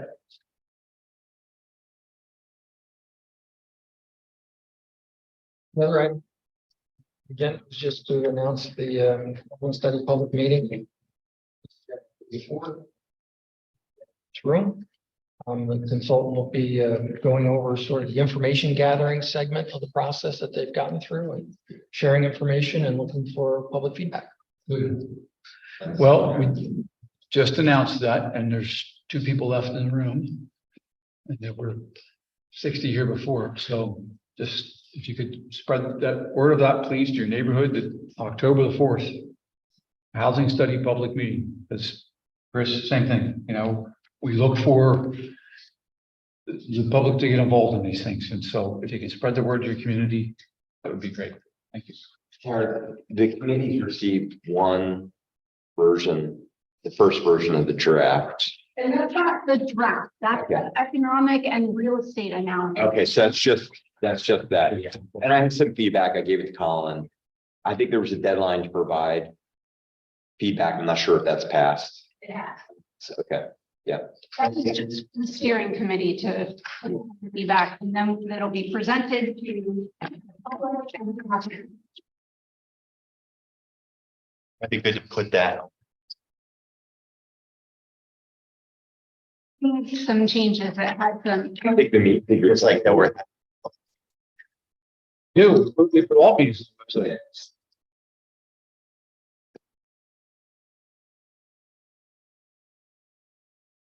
We just saw it, Ethan. We just now digested it. The board just saw We it. set that date 2 meetings ago. The board just saw it. The meeting was set, the last meeting we had, and the time was chosen at the last. And then I confirmed it with the consultant. Motion to adjourn. Motion to. Second. Who's in favor?